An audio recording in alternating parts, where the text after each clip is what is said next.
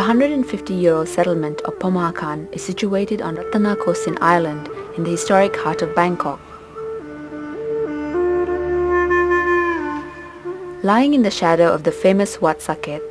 the community's traditional houses and sacred trees have been passed down through families for more than 6 generations. The community lies just outside the only remaining portion of the ancient city wall of Bangkok and takes its name from the nearby fort or Pom, which once formed part of the city's defenses. For the people of Pommahakan, the threat of being forcibly evicted from their homes and community is ever present. The Bangkok Metropolitan Administration, or BMA, has plans to turn their land into a park and to relocate the 300 residents to Minburi, more than 45 kilometers away on the outskirts of Bangkok. The people of Pommahakan want to preserve their traditional lifestyle in the center of Bangkok and believe relocation to Minburi would mean the death of their community. They have been peacefully resisting the BMA's plans for over 10 years.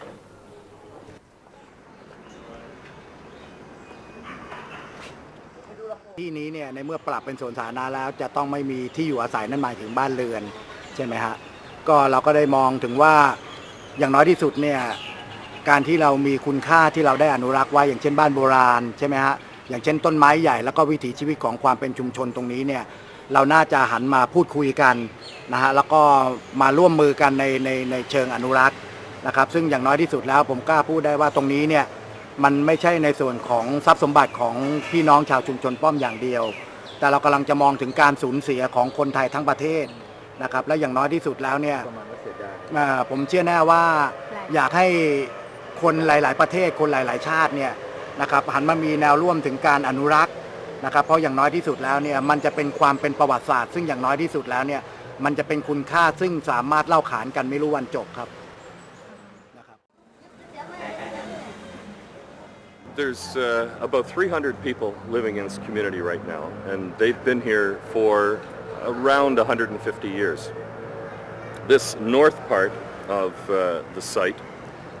and the south end of it were originally parcels that were given to courtiers of the king. The middle parcel belonged to the Wat. The king gave that to the Wat. I believe this was Rama V. And about 10 years ago, the Bangkok Metropolitan Administration expropriated the north and the south parcels. But the middle parcel was still owned by the Wat.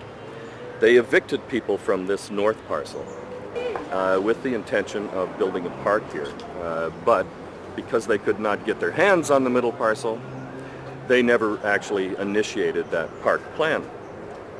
Well, now I believe they have that middle parcel, and that's why this whole eviction movement is getting much more intense. And as a result of that, in the last 3-4 weeks, they have barricaded all the openings in the old city wall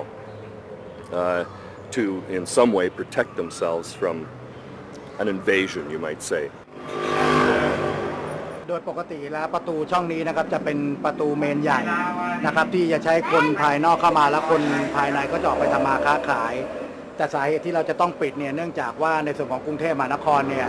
ก็ยืนยันในแผนการรื้อย้ายชุมชนนะครับเพราะฉะนั้นมันเป็นสิ่งเดียวซึ่งเราสามารถที่จะทำได้นะครับว่าตรงนี้เนี่ยเราไม่ทราบว่ากรุงเทพมหานครเนี่ยจะเข้ามาบุกแล้วจะมารื้อชุมชนเราเมื่อไหร่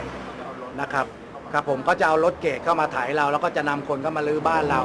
นะครับสิ่งนี้ก็เป็นสิ่งหนึ่งซึ่งเราสามารถที่จะทำได้ในส่วนของความปลอดภัยในชีวิตและทรัพย์สินของพี่น้องป้อมครับนะครับ